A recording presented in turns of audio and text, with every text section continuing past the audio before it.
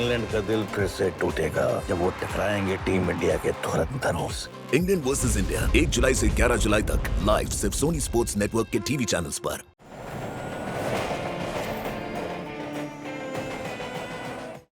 इसको मरे हुए 6 घंटे हो चुके हैं। मतलब कि खूनी मर चुका है और जिसका खून होने वाला है उसको हमें ढूंढना है। मैंने किसी से मदद मांगी है। कौन है? एक एक्सपर्ट। यहाँ जेल में तो एक ही एक्सपर्ट है सर, जो पिछले 3 महीने से सजा काट रहा है। टेढ़ा आदमी है, आपने कहा था। इससे मदद मांगना बहुत बड़ी गलती होगी सर। इसी दिन का इंतजार था मुझे प्रद्युमन कि एक दिन तुम मुझसे मदद मांगने के लिए मेरे पास आओगे।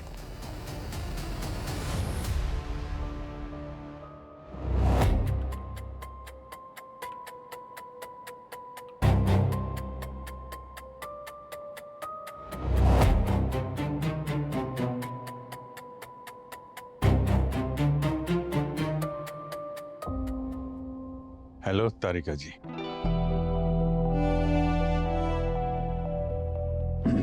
कहाँ खो गई हैं आप? क्या खोज रही हैं आंखों में?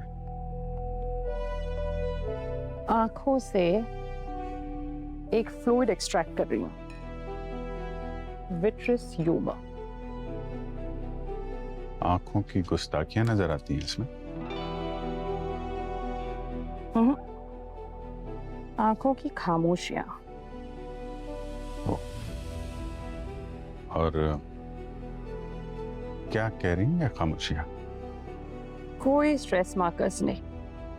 Lactic acid, muscle enzymes, adrenaline, और ये सारी चीजें एक ही बात इंडिकेट करती है।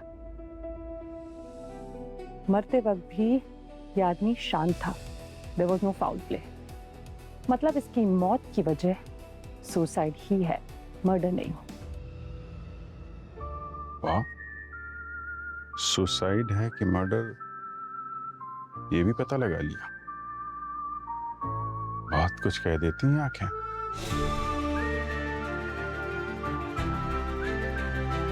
कमाल है, मान गए आपको। मानना है तो उन्हें मानिए जिन्होंने मुझे ये सब कुछ सिखाया, डॉक्टर सालुंकी। सर, हाँ सचिन। सर, इंस्पेक्टर राजवीर का फोन आया था कोलाबा से। मर्डर हो गया वहां पे। जल्द से जल्द पहुंचना पड़ेगा हमें। केस टाइम सेंसिटिव है। ओके, ठीक है, निकलते हैं। सर, विक्टिम का नाम सार्थक है। एक बहुत बड़ी क्लाउड बेस्ड टेक कंपनी है, बद्रा टेक। उसी का सीईओ था। सर, जीरो से कंपनी खड़ी की थी इसने। बहुत सक्सेसफुल स्टार्टअप का फाउंडर था ये। देखिए सर।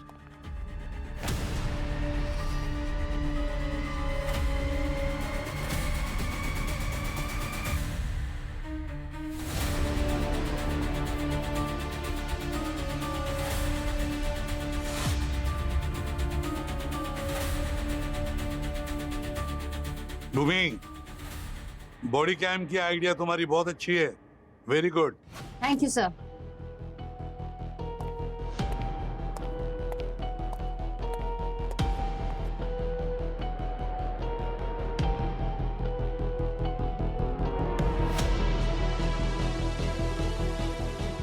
सर, सारे खिड़की दरवाजे तो चेक कर लिए। कहीं से कोई फोर्स एंट्री तो दिखाई नहीं दे रही है।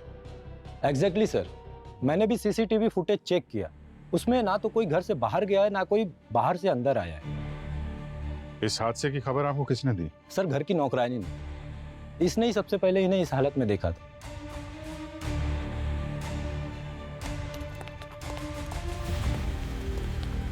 तो आपने देखा था? आपके पास इस घर की दूसरी चाबी रहती है क्या? आप जब अंदर आई थी तो ये साहब यहीं पे थे, ऐसे ही पड़े थे? जी सर।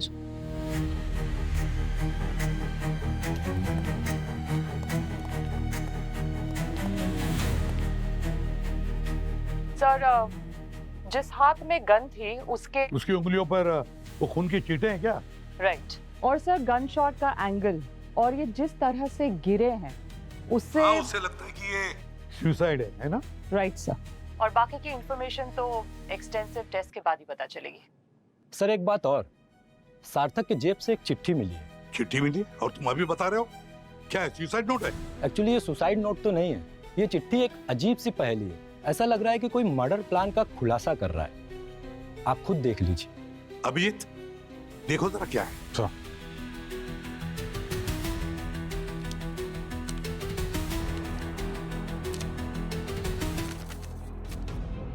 ये सुसाइड नोट तो नहीं लग रहा है सर। तो ऐसा कोई मर्डर की प्लानिंग लग रही है जिसका बीज 6 महीने पहले बोया गया था।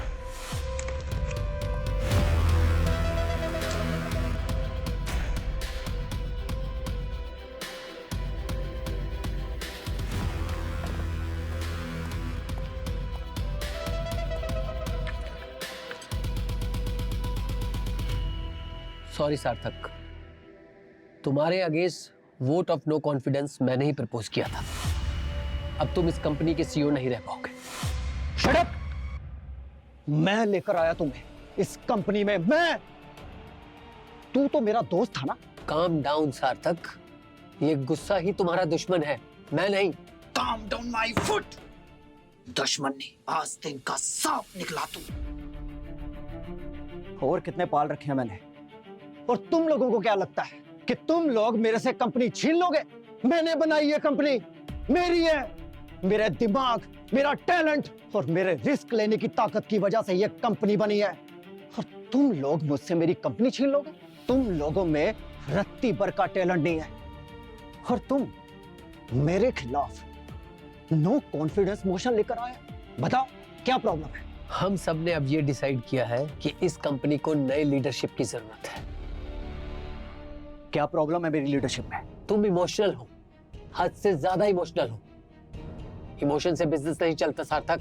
तुम्हारी वजह से हमारे क्लाइंट बैकआउट कर रहे हैं, कंपनी स्टैग्नेंट हो गई है।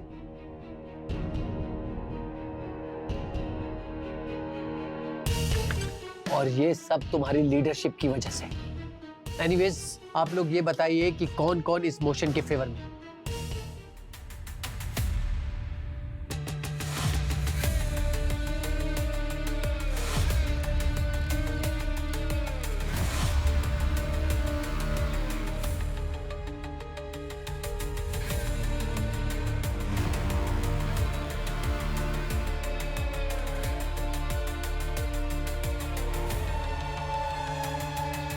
मेरे साथ धोखा हुआ था।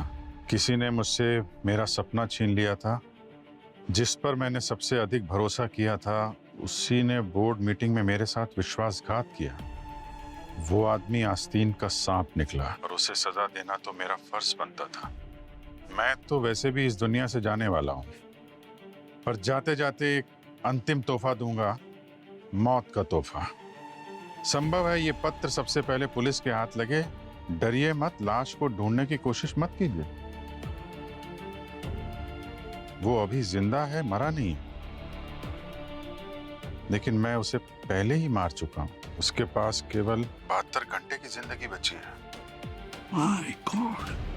वो भी वैसे ही मरेगा जैसे मैं उस दिन मर चुका था। शायद आप उसे ढूंढ लें, लेकिन बचा नहीं पाएंगे।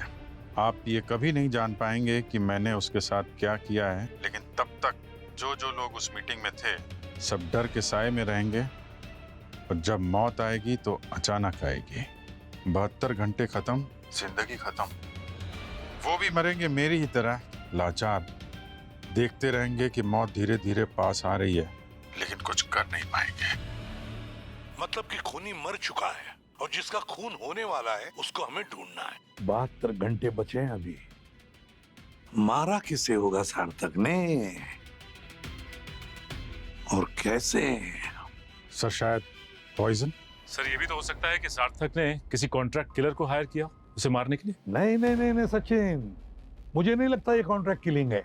उसने चिट्ठी में ये नहीं लिखा है कि कोई उन्हें मारेगा। उसने लिखा है कि मैं मार चुका हूं, मगर ये लोग मरेंगे 72 आवर्स में। 72 आवर्स में मतलब पॉइजन। Abhijeet, slow poison. सब ब्लड कोआगुलेशन, बॉडी टेम्परेचर और राइगर सेट होने के टाइम से तो यही पता चल रहा है कि इसको मरे हुए 6 घंटे हो चुके हैं और उस हिसाब से अब हमारे पास सिर्फ 66 आवर्स है उस हादसे या हादसों को बचाने के लिए।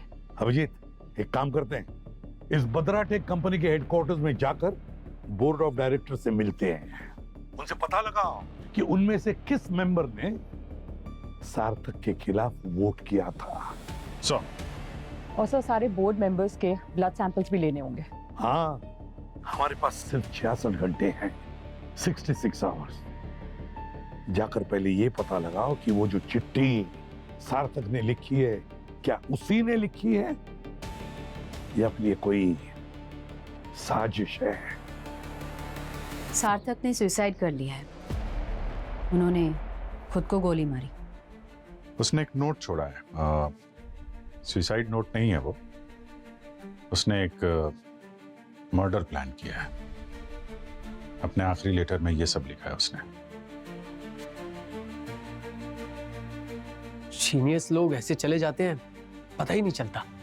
सच में बहुत जीनियस था सार्थक, इमोशनल था, मूडी था, पर हम लोग कंपनी पे ध्यान देते हैं या उसके टेंट्रम पर? इसलिए रास्ते से हटा दिया? नहीं, नॉट एट ऑल। देखिए, ब्रिलियंट होना ही सब कुछ नहीं होता, लीडरशिप के लिए और भी क्वालिटीज लगती हैं, इसलिए हटाना पड़ा उसे। अच्छा, इस दौरान आप कभी मिले थे सार्थक से? नहीं, उसके बाद मैं उससे कभी नहीं मिला। हम दोनों एक दूसरे को पसंद नहीं करते थे, एक दूसरे पे भरोसा नहीं था, इसलिए मेरा वोट तो उसके अगेंस्ट जाना ही था। मेरे लिए सार्थक से ज्यादा ये बिजनेस इंपॉर्टेंट था। सब लोग उसके खिलाफ थे क्या? हाँ, सब उसके खिलाफ थे। अगर आप उसके नेचर के बारे में कुछ जानना चाहते हैं, if you want to know the truth, तो एक शख्स है जो आपको सब कुछ बता सकता है, उसका सबसे करीबी दोस्त, जिसपे वो बहुत भरोसा करता था, मिस्टर त्रिलोक। त्रिलोक, ओके। और एक बात, आप सभी बोर्ड मेंबर्स को ब्यूरो आना पड़ेगा ब्लड टेस्ट के लिए और इन्वेस्टिगेशन करने के लिए। किसी के ब्लड में पॉइजन या फिर टॉक्सिक केमिकल है या नहीं, इसकी जांच करना बहुत जरूरी है, वो भी तुरंत। देखिए, आई एम बिजी, अगर आपको इतनी अर्जेंसी है तो ब्लड टेस्ट यही रखवा लीजिए। देखिए, सार्थक के नोट के हिसाब से वो पॉइजन 72 घंटे में असर करने वाला है और वो पॉइजन आपके ब्लड में भी हो सकता है। टाइम नहीं है हमारे पास। Blood test, urine test, stool test, न जाने कितने टेस्ट करने पड़ेंगे। और अगर आप चाहते हैं कि ये तमाशा आपके स्टाफ के सामने हो तो हम यही अरेंज करवा देते हैं। हाँ, ठीक है, आई विल गो। ओके।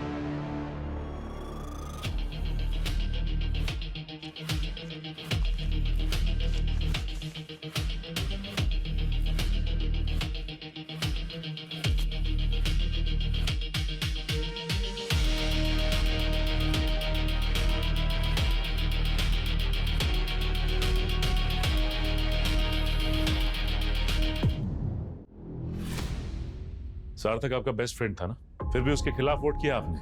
जाहिर सी बात है कि उसके लिए आप धोखेबाज होंगे और सबसे पहला टारगेट भी आप ही होंगे। मैंने उसे धोखा नहीं दिया था। तो फिर किसने दिया था? मैं सिर्फ अपने बारे में कह सकता हूँ। फैक्ट तो ये है कि समय समय पर मैं उसे वार्निंग भी देता रहा था, बहुत समझाया उसे कि बिजनेस में पॉलिटिक्स होती है, शेयर होल्डर के प्रेशर होते हैं, सबके अपने स्वार्थ होते हैं। बहुत समझाया उसे कि थोड़ा अपने आप को बदलो, चेंज करो, बोर्ड गेम को एक नॉर्मल गेम की तरह देखो। मगर वो सुनता कहां था किसी की। वोटिंग से एक रात पहले भी मैंने उसे सचेत किया था। मैंने कोई बात उससे छुपाई नहीं थी। हमारी दोस्ती अपनी जगह, लेकिन मैं बोर्ड मीटिंग में उसका साथ नहीं दे सकता था। क्यों? क्यों नहीं दे सकते थे? धोखा तो हुआ था उसके साथ। उसके पीठ में खंजर घोंपा गया था।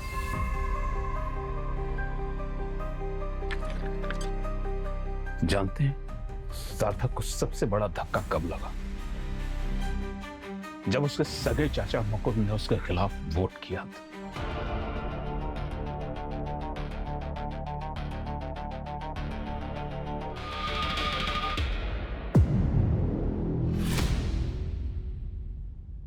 यस, आई वोटेड अगेंस्ट सार्थक। बिजनेस कभी भी इमोशन से नहीं चलता और ना ही किसी के सनक से चलता है। अरे वो मेरा भतीजा है तो क्या हुआ? और उसके अंदर लीडरशिप की कोई क्वालिटी नहीं है। मैं उसे कितना झेलता। मेरा भतीजा किसी नाव पे चढ़कर उसे डुबोने की कोशिश करता तो मैं उसे बचाता या भतीजे के प्यार में उस नाव को डूब जाने देता। और हमने सुना है कि सार्थक ही आपको इस कंपनी में लेकर आया। हाँ, लेकर आया था, लेकिन कंपनी में ईमानदारी से काम करने के लिए लेकर आया था, ना कि उसके मूड के हिसाब से मैं चलूं इसलिए लेकर आया था। पर सार्थक को तो लगा होगा ना कि आपने पीठ पे छुरा भोंक दिया। आपको क्या लगता है कि सार्थक मुझसे बदला लेगा, मुझे मारने की कोशिश करेगा? नहीं, कोई भी हो सकता है, आप भी हो सकते हैं। उसने तीर तो चलाया है, लेकिन निशाने पर कोई और है, मैं नहीं। और ये बात आप इतने यकीन से कैसे कह सकते हैं? देखिए, ये जो कुछ भी हुआ है ना, वो एक बिजनेस के लिए हुआ है, लेकिन घर पर हम एक परिवार हैं, बस इससे ज्यादा मैं कुछ नहीं कह सकता। एक और बोर्ड मेंबर है ना, प्रांजलि? हाँ, वो मुंबई से बाहर है, वो आज आ जाएंगे।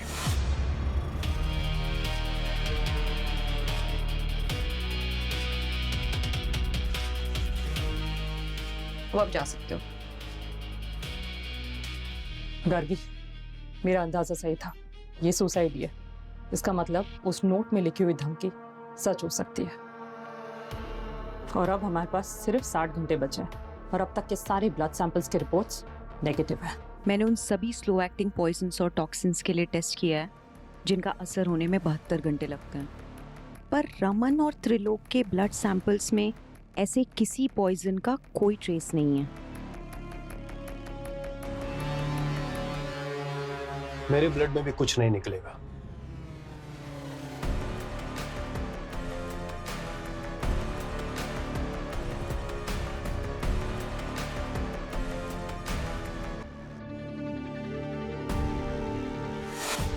सर, मैंने सारी डिटेल्स चेक की। सार्थक के हाथों पर लगे उसके खून के निशान, गन शॉट से हुई जख्म का एंगल, उसके हाथों पर लगा गन पाउडर का रेसिड्यू और राइगर सेट होने का टाइम, हर चीज से यही कंफर्म हो रहा है कि सार्थक ने सुसाइड किया है।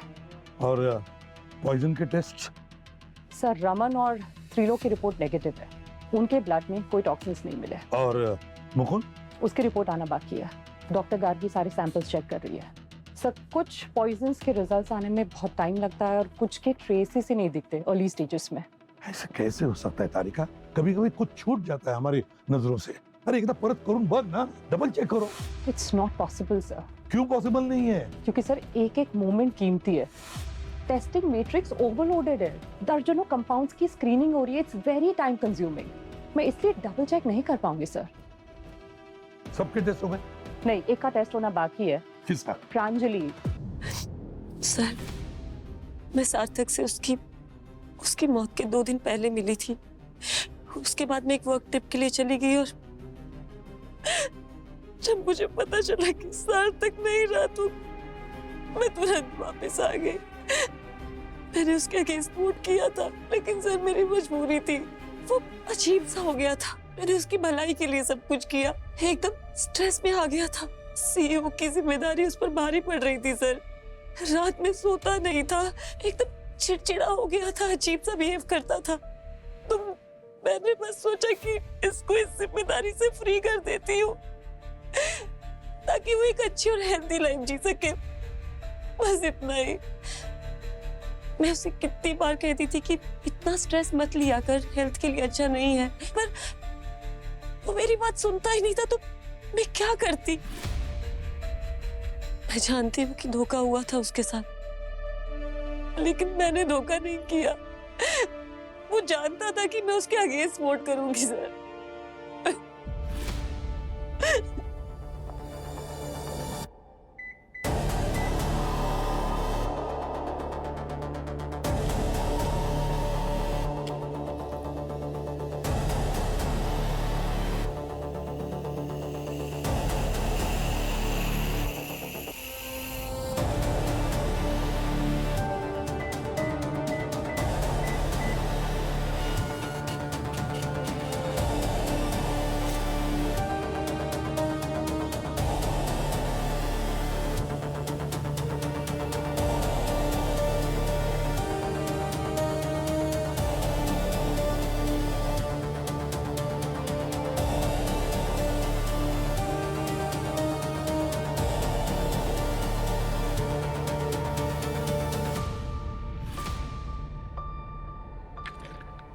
Ma'am, Tarika ma'am, ma'am please come. ये देखिए।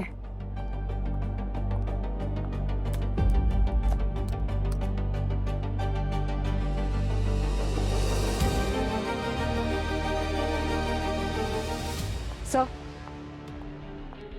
प्रांजलि के ब्लड सैंपल्स में हमें ना कोई टॉक्सिन्स मिले, ना ही कोई मार्कर्स, नथिंग अबनॉर्मल। पर मुकुंद, सर मुकुंद का केस थोड़ा अजीब है। क्यों? उसके ब्लड सैंपल में कुछ पॉइजन वगैरह मिला? नहीं सर। तो उसके सैंपल्स में हमें कैंसर सेल्स मिले। व्हाट? कैंसर से?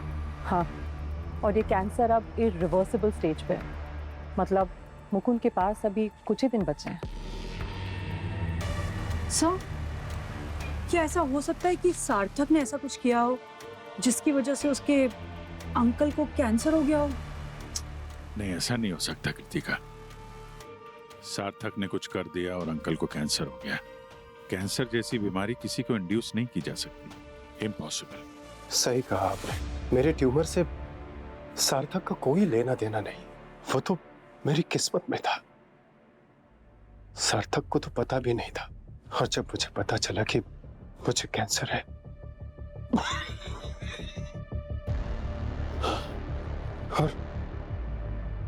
और लास्ट स्टेज का कैंसर है, इसका कोई इलाज नहीं है। बोर्ड मीटिंग से कुछ दिन पहले मेरे पास रिपोर्ट्स आ गई थी।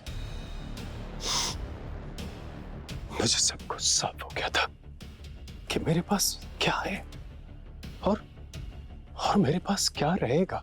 कि मैंने बहुत सोच समझकर फैसला लिया था कि अपने भतीजे को अपना बिजनेस सौंपना बेवकूफी हो।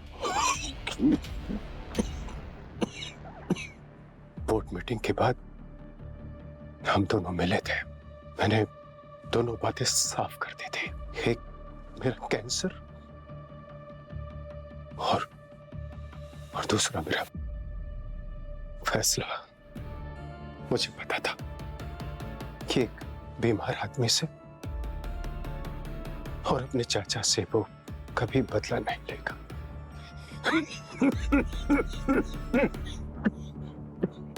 मुकुंद जी, पानी पिएंगे? नहीं, थैंक यू वेरी मच। ठीक है, आप जा सकते हैं। Thank you very much. Okay.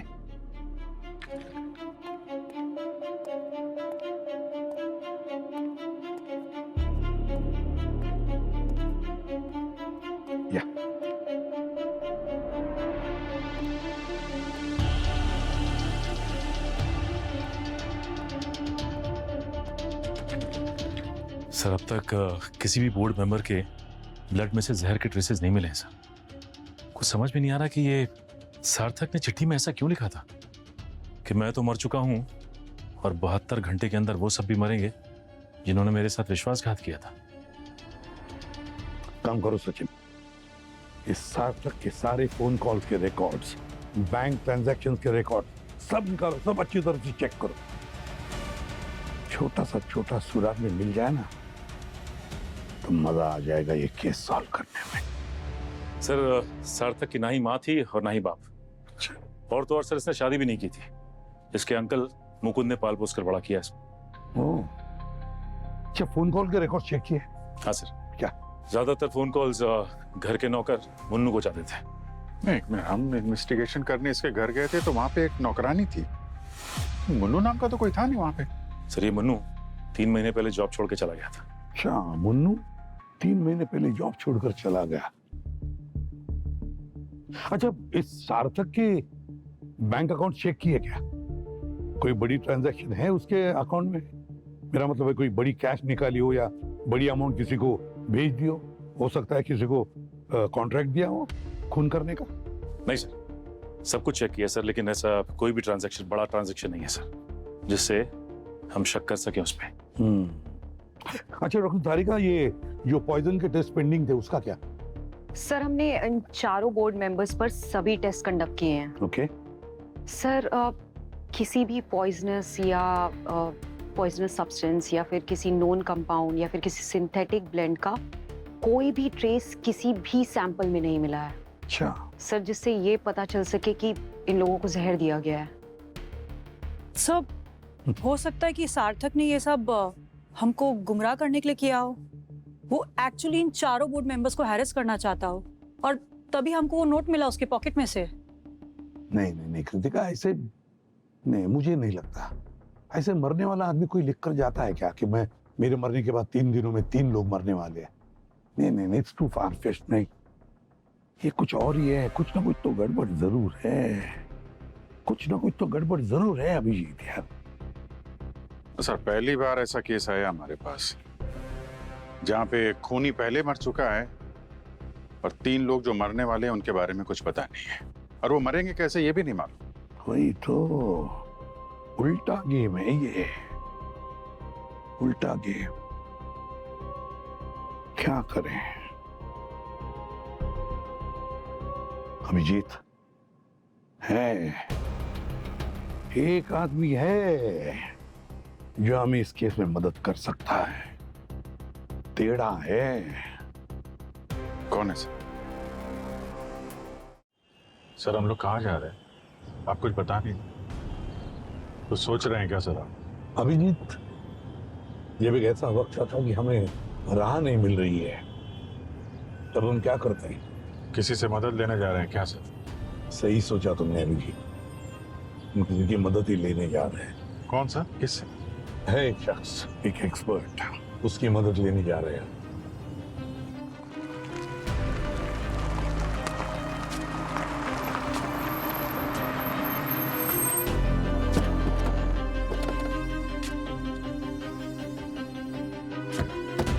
Sir, यहाँ पे? यहाँ जेल में तो एक ही एक्सपर्ट है सर जो पिछले 3 महीने से सजा काट रहा है। टेढ़ा आदमी है, आपने कहा था। इससे मदद मांगना बहुत बड़ी गलती होगी सर।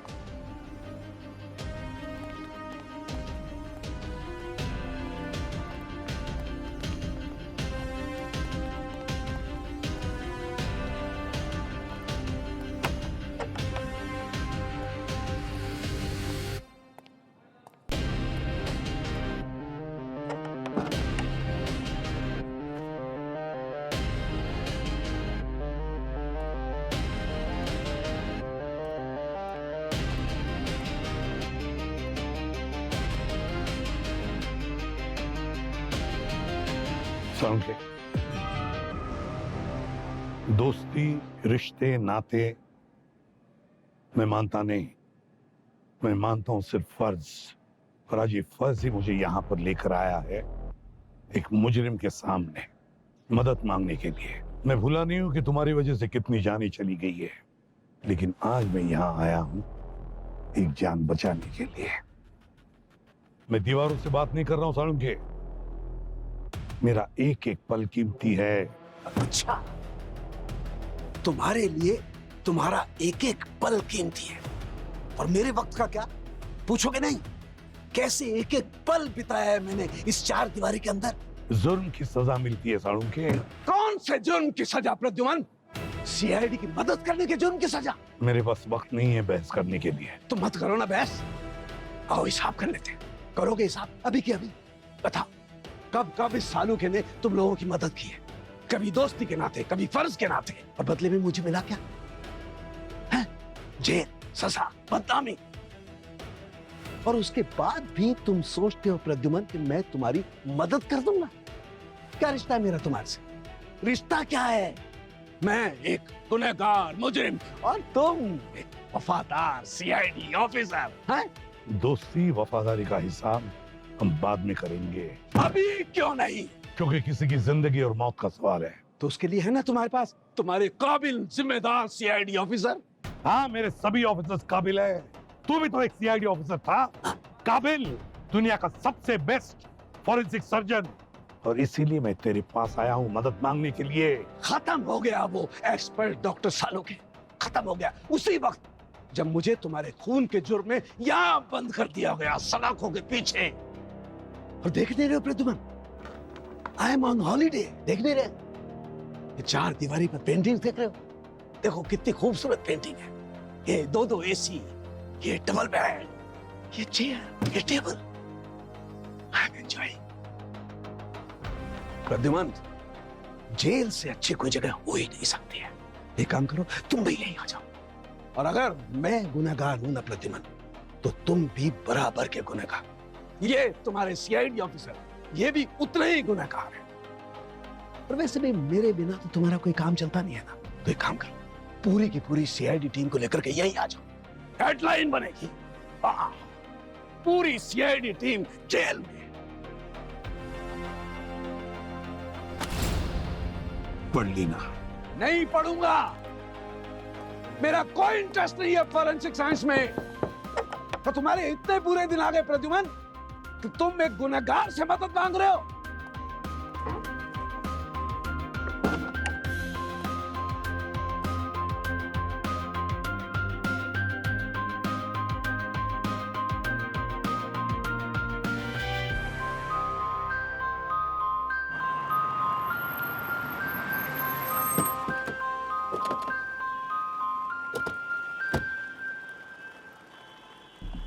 बोलिए साहब, कैसी चाय लेंगे? अदरक वाली, बिना अदरक वाली, शक्कर वाली, बिना शक्कर वाली?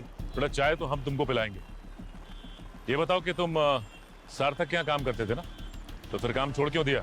क्या हुआ था वहां पे? हा? बोलो। लगता है तू यहाँ नहीं बोलेगा, सीआईडी ब्यूरो चल के बोलेगा? नहीं नहीं सब बताता हूँ। सार्थक सर ना बहुत बदल गए थे जब से उन्हें ऑफिस से निकाला गया था। बहुत परेशान रहते थे, अपने आप से बड़बड़ाते रहते थे। मुझे तो डर लगने लगा था मैम, कहीं पागल तो नहीं हो जाएंगे ना। क्या बड़बड़ाते क्या थे? कुछ समझ में नहीं आता था साहब, लेकिन हाँ एक दिन फोन पर किसी पर बड़बड़ा रहे थे, मतलब बहुत जोरों जोरों से चीख रहे थे, कोई रामू नाम के आदमी पर। सर, सार्थक के फोन में चेक करते हैं, ये रामू कौन है?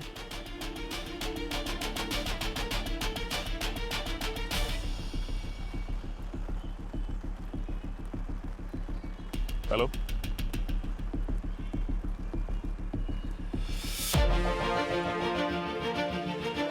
देखो तुम्हें सीआईडी ब्यूरो आना होगा। पिछले 3 महीने में सिर्फ एक बार मिलने आए हो तुम मुझसे, वो भी आज जब मतलब पड़ा है। तुम भी एसीपी की तरह से बदल गए हो, मतलब ही हो गए हो। क्या सोच रहे हो? तुम सोच रहे हो कि तुम मुझे राजी कर लोगे अभिजीत? वक्त ने सब कुछ बदल दिया है अभिजीत। अब ये वो डॉक्टर सालुखे नहीं है जिसे तुम जानते थे। बदल गया है डॉक्टर सालुखे। मैं जानता था यहाँ आने का कोई फायदा नहीं है, फिर भी मैं सर के साथ यहाँ आया, क्योंकि उन्हें आपसे उम्मीद है। उन्हें अब भी लगता है कि आपसे बेहतर दूसरा कोई फॉरेंसिक एक्सपर्ट है नहीं।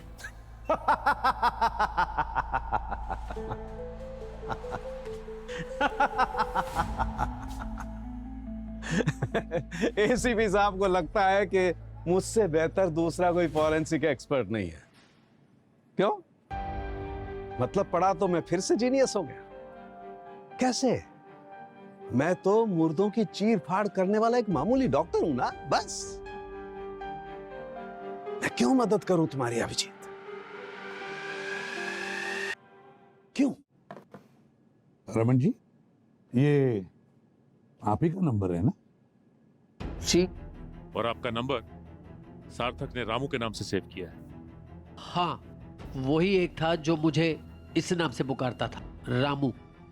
पर तब तक जब तक हमारे बीच में रिश्ता अच्छा था। अच्छा रिश्ता था। वो बुरे रिश्ते में कब बदल गया? घमंड हो गया था उसके, और हमारे बीच में दूरियां बढ़ गई थी, इसलिए मैंने भी उससे डिस्टेंस बना लिया था।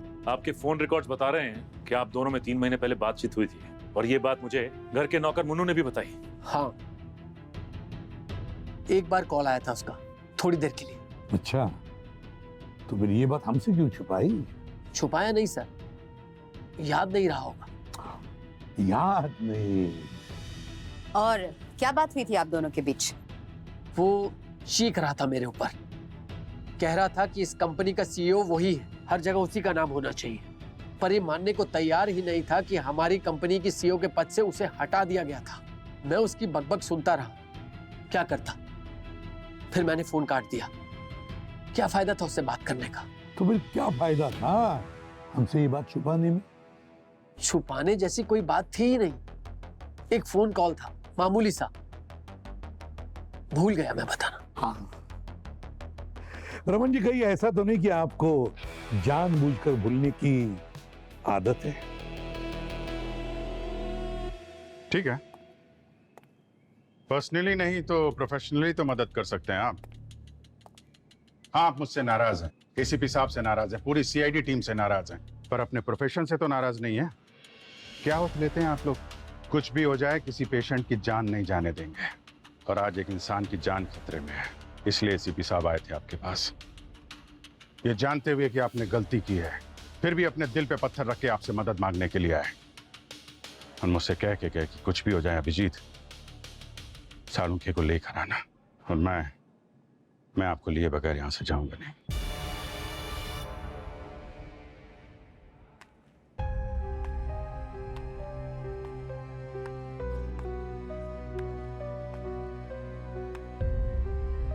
कितना भरोसा करते हो अपने एसीपी साहब पर? तो भूल गए अभिजीत, तुम भूल गए यही एसीपी प्रद्युमन थे जिसने तुमसे तुम्हारा बैज और तुम्हारी गन छीन ली थी, तुम्हें गुनहगार साबित कर दिया था। और तुम्हें बचाया किसने था? डॉक्टर सालुंखे ने। दया को भी उन्होंने ही गुनहगार साबित किया था और मैंने दया को बचाया था। आज मैं गद्दार हूं, लेकिन एक बात हमेशा याद रखना, एसीपी प्रद्युमन हर वक्त रंग बदलने वाला गिरगिट। आज मैं यहां पर हूं, कल तुम यहां पर होगे अभिजीत।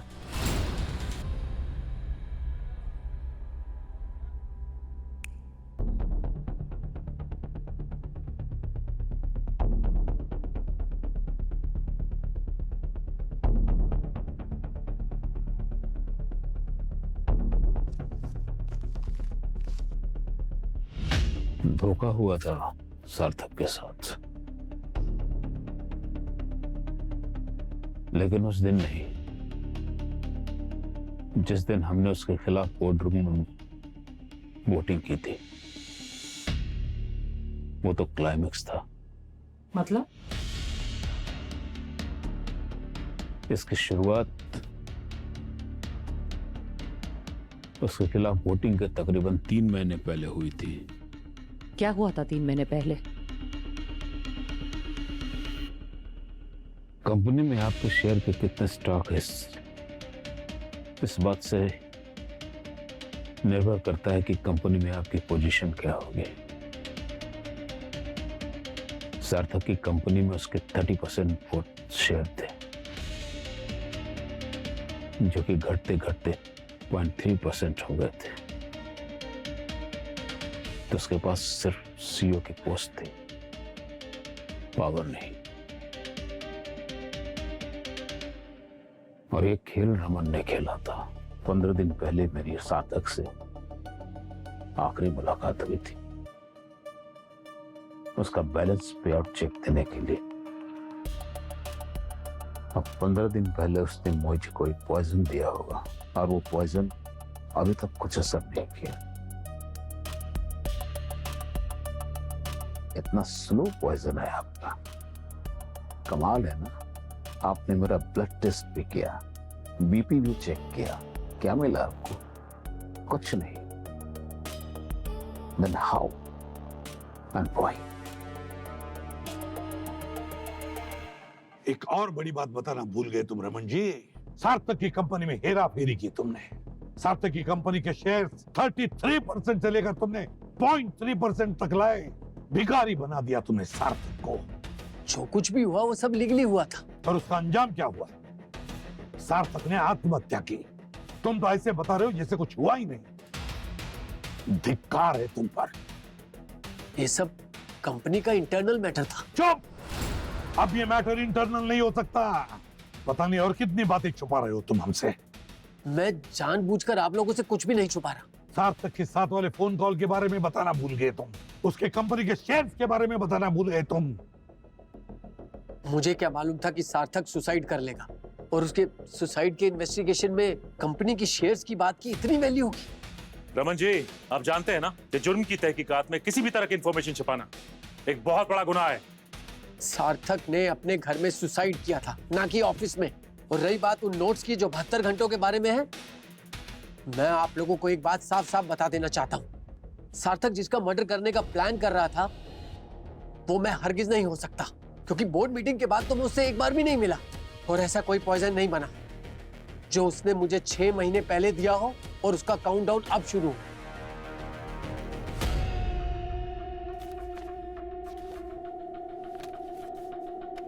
तो त्रिलोक सार्थक से 15 दिन पहले मिला था और वो प्रांजलि उसके मौत के 1 दिन पहले। ये 2 ही सार्थक के विक्टिम्स हो सकते हैं, पर अभी तक कोई ऐसा क्लू हाथ ही नहीं लगा है जिसके बेसिस पर हम ऐसा कह सकें। जो भी जहर का इस्तेमाल हुआ है वो इतने आसानी से मिलने वाला जहर नहीं है। अगर होता तो अब तक के हमारे इतने सारे टेस्ट में उसके कोई ना कोई ट्रेसेस तो दिख ही जाते। 1 मिनट डॉक्टर तारिका, अगर अगले 48 घंटे में ऐसा कोई सिम्टम्स मिलता है हमें, तो क्या उसकी जान बचाई जा सकती है? कुछ किया जा सकता है उसके लिए? नहीं सचिन, मुश्किल है। जब तक पता ही नहीं है कि पॉइजन कौन सा है तो उसका ट्रीटमेंट कैसे प्लान कर पाएंगे हम? सार्थक की बात सच होगी, वो पहले ही किसी को मार चुका है, मौत आना बाकी है, और वो कौन है कोई जानता ही नहीं। तो अब हम क्या हाथ पर हाथ धरे बैठे रहेंगे? हाँ नहीं, हम हाथ पर हाथ धरे नहीं बैठेंगे। मैंने किसी से मदद मांगी है। किससे मदद मांगी सर? कौन है? एक एक्सपर्ट। बात तो सही है आपकी। जब भी कभी हम पे मुसीबत आती, आरोप लगते हैं, वो तो हाथ झाड़ के चल देते हैं। कभी मदद की है, बचाया तो आपने बचाया, उन्होंने कभी नहीं। कभी दया पे उंगली, कभी मुझ पे उंगली। सही कह रहे हैं सर आप। आज आप यहाँ हैं, कल हम में से कोई भी हो सकता है यहाँ पे।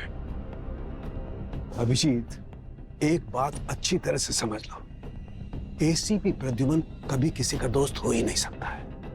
वो सिर्फ मतलब का दोस्त है। मतलब है तो उसे इंस्पेक्टर याद आएंगे, मतलब है तो फॉरेंसिक याद आएगा, वरना कोई फॉरेंसिक नहीं, कोई इंस्पेक्टर नहीं, कुछ नहीं। लेकिन मुझे तो याद है ना सर, आपने कितने केस सॉल्व किए थे।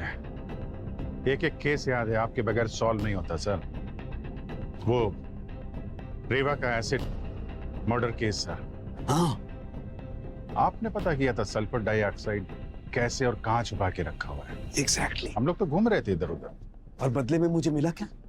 प्रेस कॉन्फ्रेंस में सारा नाम नोट किया एसीपी प्रद्युमन ने। हाँ? और मेडल लेते वक्त याद नहीं आया कि कोई फॉरेंसिक एक्सपर्ट भी है जो उसकी मदद करता है।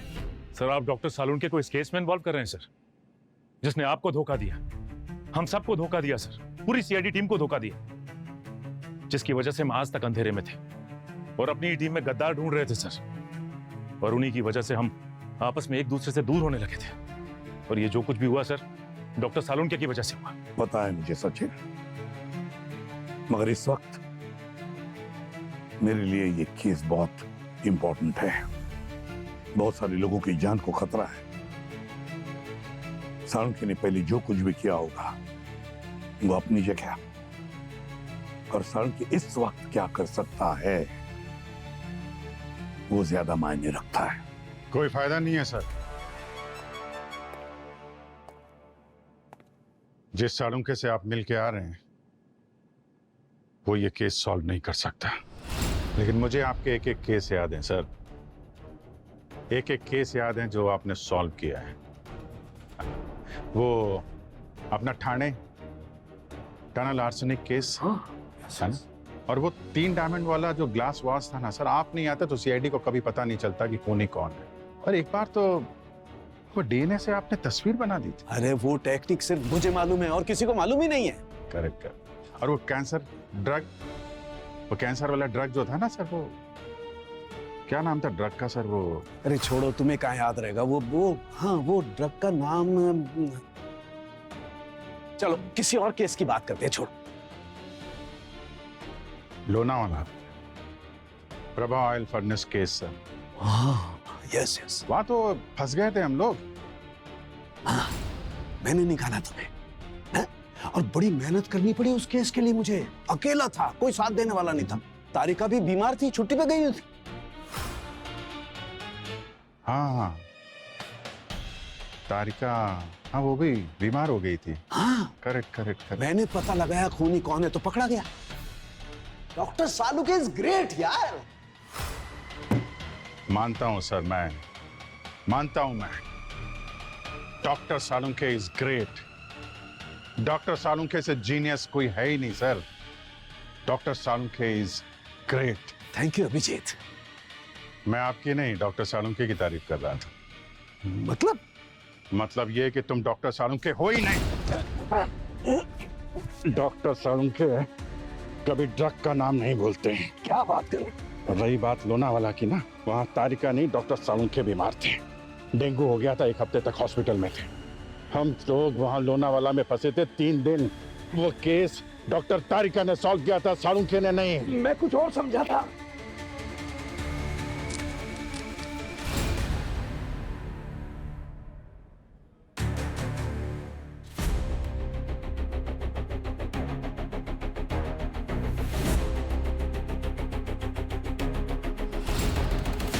अभिषेक,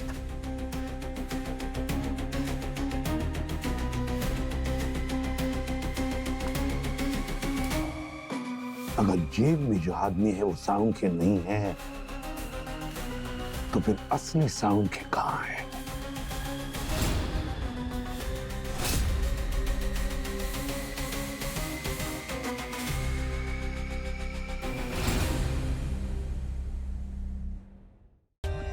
For more updates, subscribe to our channel, click the show links and enjoy watching the videos.